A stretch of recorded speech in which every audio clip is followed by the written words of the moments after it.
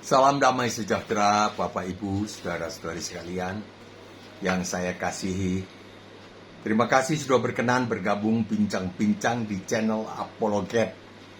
Murtadin perlu tahu ini, sharing ke 117 dengan topik apakah semua agama sama?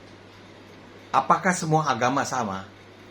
Ini kan yang dibahas oleh pendeta senior itu dengan seorang mu'alaf, seorang dokter yang mu'alaf. Ya katanya sama. Ya betul. Bisa dikatakan sama. Semua agama sama. Betul. Sebab semua agama sama-sama tidak menyelamatkan. Termasuk agama Kristen. Bukan sama-sama menyelamatkan. Sama-sama tidak menyelamatkan. Agama Kristen juga tidak menyelamatkan. Orang belum selamat atau tidak akan selamat jika hanya ikut-ikutan menyebut diri beragama Kristen. Tidak akan selamat. Orang baru menjadi selamat jika memilih menerima 5 hal. Berikut ini. 1. Menerima bahwa Alkitab adalah firman Allah.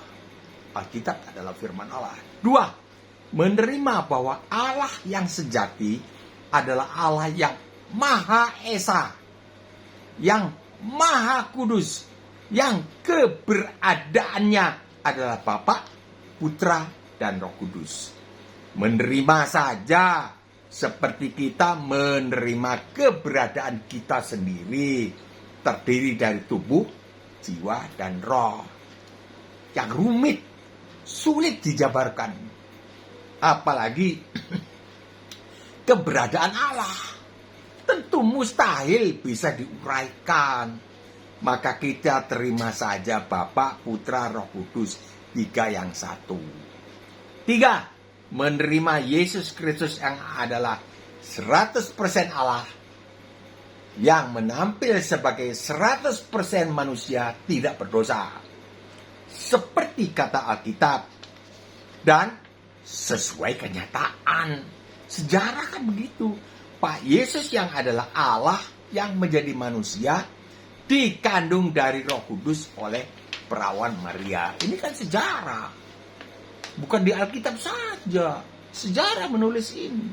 4. Menerima Roh Kudus adalah pribadi Allah. Roh Kudus adalah pribadi Allah, bukan sekedar kuasa Allah. 5. Menerima prinsip keselamatan adalah anugerah Allah. Anugerah artinya kita tidak layak, tapi diberikan anugerah. Di dalam iman. Iman artinya, oh ya, saya sudah diselamatkan. Saya menerima, saya diberi keselamatan itu. Bukan usaha manusia. Terus berbuat ini, berbuat itu, ibadah. Ya, cuci badan atau apa. Bukan itu, bukan kolom basuhan, apa itu yang dilakukan sampai sekarang, bukan. Tetapi anugerah di dalam Yesus Kristus. Anugerah bagaimana? Itulah 5 hal iman Kristen yang paling minimum. 5 hal tadi. Alkitab adalah firman Allah. Allah sejati adalah Allah yang Maha Esa, Tritunggal, yaitu Bapa, Putra, dan Roh Kudus. Ya, kita terima saja, sama seperti kita terima saja tubuh, jiwa, dan roh. Kita kan tidak bisa menjabarkannya. 3. Menerima Yesus Kristus 100% Allah yang menampil sebagai 100% manusia. Tapi tampilan utamanya manusia. Ketika di bumi selama 33 tahun saja. Nomor 4. Menerima Roh Kudus adalah pribadi Allah. Bisa berduka cita. Beliau ada. Beliau memberitahu saya. Bagio bahagia. Memberitahu bahwa begini, begitu. Itulah 5 hal iman yang paling minimum. Ini paling minimum. Ya kalau kurang dari ini ya, misalnya dia mengakui bahwa Alkitab itu adalah firman Allah, ya dia nggak selamat. Dia nggak selamat.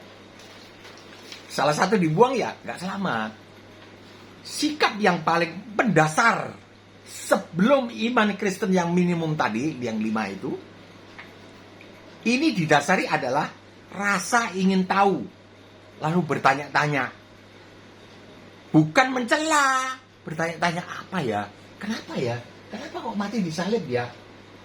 Kok nggak pakai baju ya? Kok begitu ya? Tanya, bukan mencela atau menista. Contohnya, orang yang demikian siapa di Alkitab? Sakeus. Di Lukas 19 ayat 3. Kepala pemungut cukai, orangnya pendek. Setelah mendengar informasi tentang Pak Yesus bisa berbuat mujizat, itu dia dari mulut ke mulut kan. Dulu tidak ada medsos, tidak ada HP. Dari mulut ke mulut. Dia mendengar itu, wih, sakti ya. Dia, Sakeus yang orang pendek, cebol ini. Tapi kepala pemungut cukai, tentu gemuk ya, uangnya banyak. Dia peras sana, dia peras sini.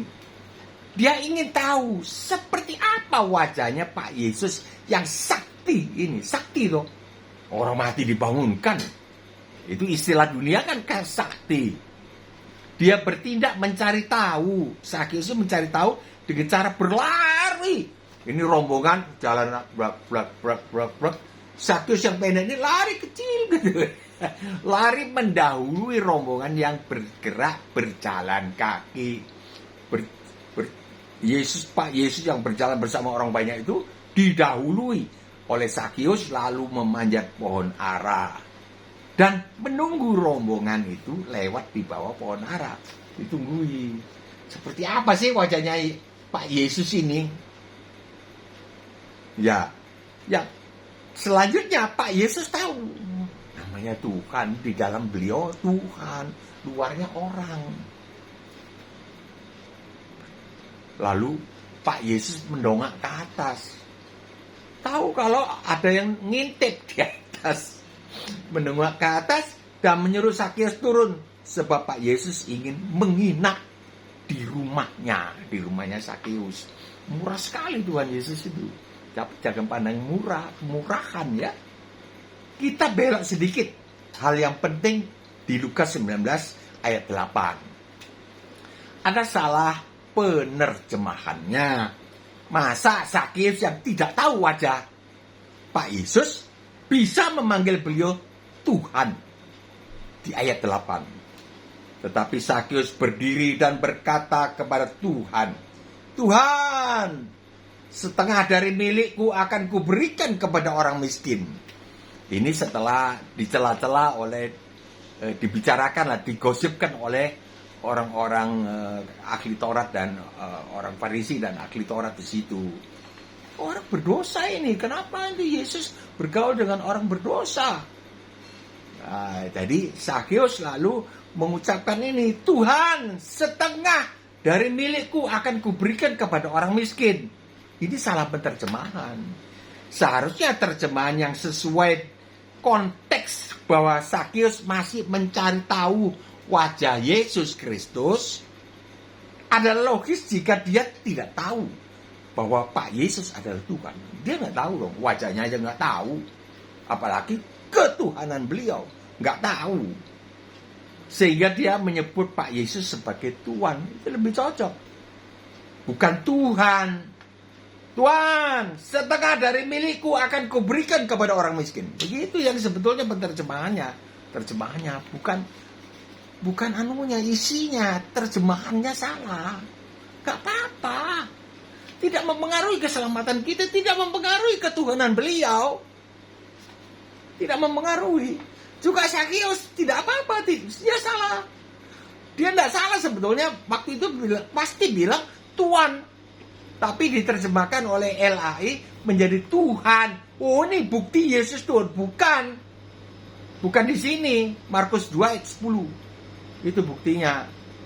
Yohanes 8:58. Sudah, itu lain kali. Selanjutnya di ayat berikutnya Pak Yesus berkata kepada Sakeus, hari ini telah terjadi keselamatan kepada rumah ini. Artinya kepada Sakeus beserta seluruh keluarganya di dalam rumah itu dianugerahkan keselamatan atas dasar yang paling dasar, yaitu iman yang paling minimum. Wah, Yesus ini pasti ini orang sakti ya. Tapi dibilang Tuhan dia nggak tahu. Ya, dari keselamatan berasal dari iman yang sangat minim, ingin tahu saja. Itu rasa ingin tahu akan beliau. Jadi tidak menista-nista. Oh, apa itu Yesus begini begitu? Bukan, tapi ingin tahu. Ingin tahu artinya dengan hormat, toh? Walaupun dia orang pendek, dia lari. Ya, Tuhan Yesus di sini sangat menghargai usaha daripada orang yang cari tahu akan beliau. Jika berkenan, carilah tahu di channel ini. Murtadin perlu tahu ini, atau satunya sharing tulus kekristenan. Di situ Mbah Opa Bagio menjelaskan banyak hal. Belakangan ini kita mendengar banyak orang dari agama tertentu yang dikunjungi oleh Tuhan Yesus secara pribadi, yang turun dari sorga secara supranatural. Lah beliau kan sekarang sudah ada di sorga, turun, lalu orang itu yang dikunjungi dipanggil mengikut Tuhan Yesus. Kita sebut dia menjadi murtadin. Mungkin sebelumnya di dalam hatinya dia sudah ingin tahu, sama seperti Sakeus ingin tahu. Ya, orang-orang yang ingin tahu ini yang dikunjungi oleh Tuhan Yesus. Kita sebut Tuhan Yesus karena beliau turun dari langit, dari sorga. Sekarang ini loh, 10 tahun belakangan ini barangkali hujan murtadin. Mungkin sebelumnya dalam hatinya dia sudah ingin tahu siapa Tuhan Yesus itu, seperti Sakeus tadi. Kalau sekarang ingin tahunya lewat medsos, bisa dia cari tahu, dia debat boleh. Tapi sifatnya bertanya, bukan mendebat lalu pakai ayat sana, ayat kitab sini, kata itu tidak cocok. Ya, mendebat berdasarkan logikanya yang berdasarkan ayat Alkitab. Para murtadin ini menjadi selamat seperti Sakeus, walaupun belum mengerti tentang keselamatan di dalam Yesus Kristus. Belum ngerti, kan? Karena dia mau diselamatkan oleh Tuhan Yesus. Namun selanjutnya, setelah dia selamat, dia harus belajar hal ihwal keselamatan di dalam Yesus Kristus. Dan bagaimana dia harus hidup mengikut Tuhan Yesus. Ini harus hidup tidak berdasar hukum Taurat lama, melainkan hukum Taurat versi baru. Dulu dilarang membunuh, sekarang dilarang marah dan maki-maki. Dulu dilarang berzina, sekarang dilarang ingin berzina. Dulu kalau menceraikan istri harus pakai surat cerai, sekarang dilarang bercerai kecuali ada perzinahan, dan seterusnya. Dulu kalau ditampar, dipukul mata kanan, kita mesti boleh pukul mata kanan juga dia. Nah, tidak salah.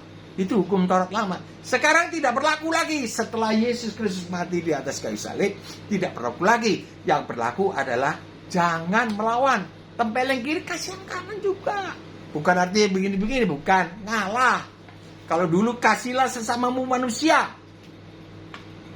Wah, itu sudah canggih. Sesama manusia walaupun berbeda agama, berbeda ras, bangsa, bisa saling mengasihi. Wah, itu sudah canggih. Kalau dulu yang kurang daripada itu adalah kasih hewani, yaitu semut merah mengasihi semut merah. Kalau semut merah tidak bisa mengasihi semut hitam, pasti dia terkam, pasti berkelahi. Nah, begitu. Juga harimau tidak bisa mengasihi singa, tidak bisa, pasti bertengkar. Ini kasih hewani. Harimau mengasihi harimau, semut merah mengasihi semut merah. Orang anu mengasihi bangsa anu. Orang beragama ini mengasihi juga beragama ini. Kalau beda agama, dia tidak kasih. Itu yang paling rendah. Namanya kasih hewani. Kasih yang bagus adalah mengasihi sesama manusia. Matius 5:43. Tetapi sejak Yesus Kristus wafat di atas kayu salib, Matius 5:44, tetapi aku berkata kepadamu, kasihlah musuhmu. Sama seperti Bapakmu memberikan sinar matahari kepada orang yang benar dan orang yang tidak benar. Memberikan hujan kepada orang yang baik dan orang yang tidak baik. Jadi kita harus mengasihi orang yang mengasihi kita, Dan orang yang tidak mengasihi kita, orang yang merugikan kita, kita disuruh mengasihi. Sebab kalau kita tidak lebih benar daripada orang yang ahli Taurat, hukum Taurat lama, ahli Taurat yang menganut hukum Taurat lama, maka kita tidak masuk dalam sorga alias batal selamat.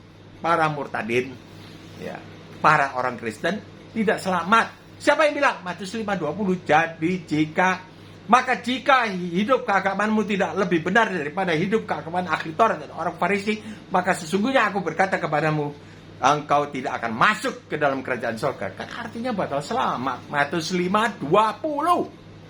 Kekristenan diawali dengan mujizat, gitu. Dan terus menerus tidak ada akhirnya. Mujizat terus berlangsung, mujizat berikutnya. Pertama, mujizat yaitu mula-mula seorang perawan bernama Maria mengandung dari Roh Kudus. Nah, itu mujizat kan?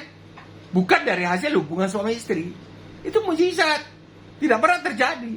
Kemudian pada tahun 1 Masehi, Bunda Maria melahirkan seorang bayi laki-laki tanpa dosa yang diberi nama Yesus. Ini diakui oleh seluruh dunia dengan bukti kalender tahun 2025 yang tergantung di rumah kita atau di kantor kita. Itu.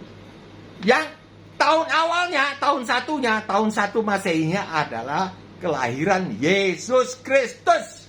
Maka itu disebut tahun Masehi. Nah, after Christ. Ini seluruh dunia mengakui ini. Bukan yang seperti agama yang terus dicari legalitasnya. Di Alkitab ada namanya nabiku. Ya enggak tahu, enggak ada buktinya. Diusahakan mencari ketenteraman itu hatinya. Jangan kasihan. Itu kamu membohongi diri sendiri. Kalau saya enggak mau begitu. Kalau enggak benar, saya bilang enggak benar. Juga di sini. Maka itu disebut sharing tulus kekristenan. Murtadin perlu tahu ini. Kalau tidak benar, saya bilang tidak benar. Ini bertentangan. Nah, itu. Maka dari itu saya, Bahagia Opa Bahagia, ya tulis nomor teleponku. Belum pernah ada satu orang yang protes tentang ini. Narasi yang saya sampaikan, sajikan ini adalah salah. Tidak.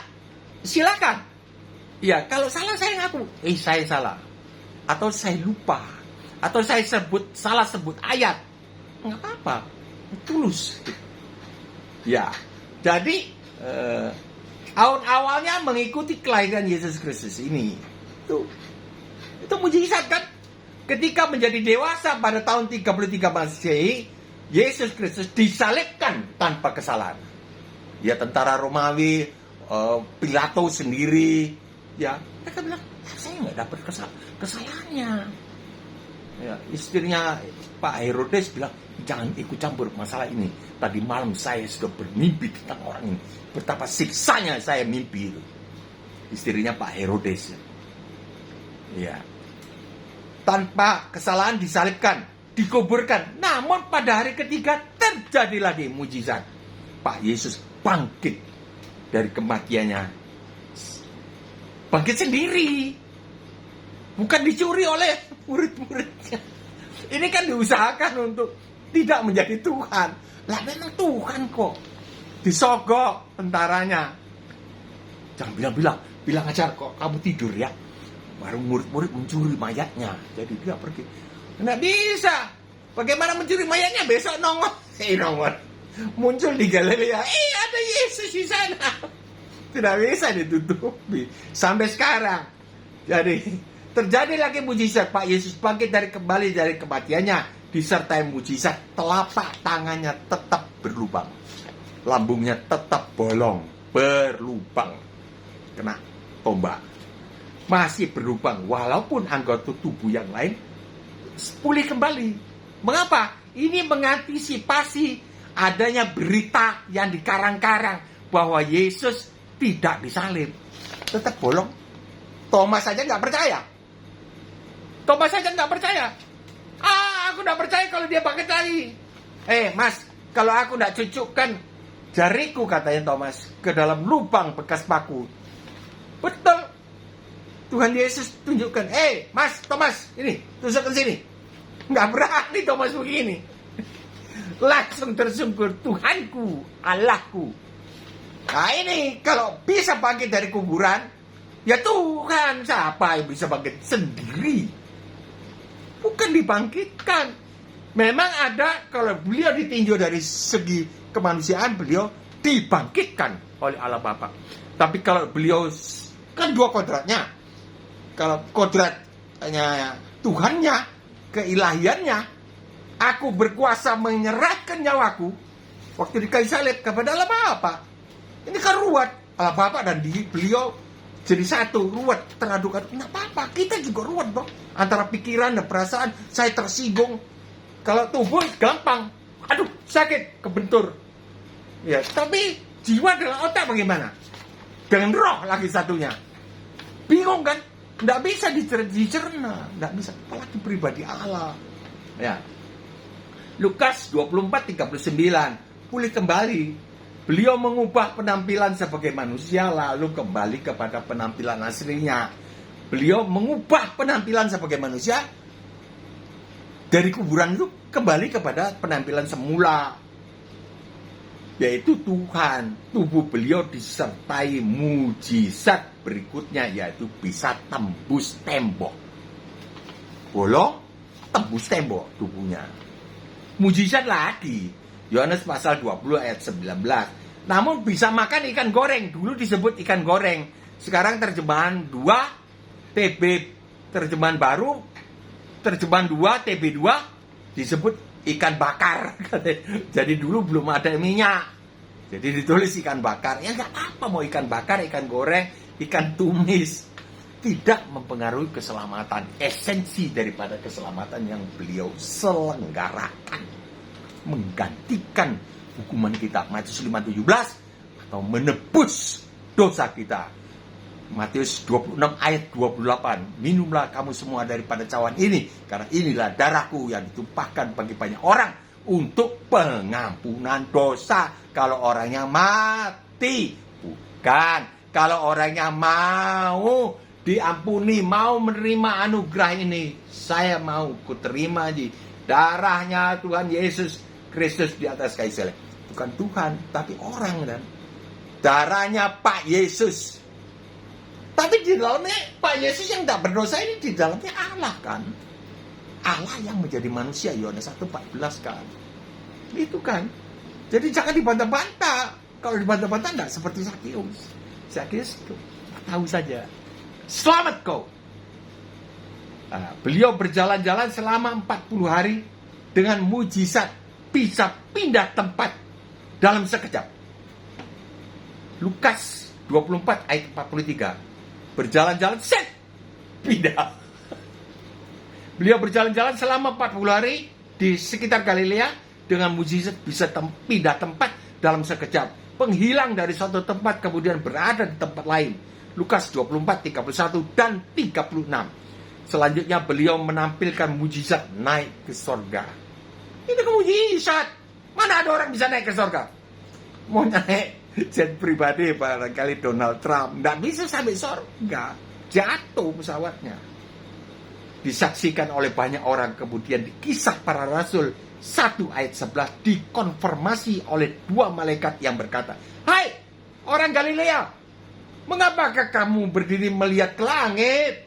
Yesus ini yang terangkat ke sorga meninggalkan kamu akan datang kembali dengan cara yang sama seperti yang kamu lihat dia naik ke sorga." Sama, turunnya sama. Mujizat lagi akan datang, tapi mujizat yang mengerikan. Matius 24, pada waktu Antikris menampilkan diri, Antikris menampilkan diri, ya ini tidak berapa lama. Ayat 30, pada waktu itu akan tampak tanda mujizat lagi. Aku di langit, dan semua bangsa di bumi akan meratap, dan mereka akan melihat aku datang di atas awan-awan di langit dengan segala kekuasaan dan kemuliaanku. Bukan Tuhan. Ya, pegang-peganglah. Baik enggak ya logikaku?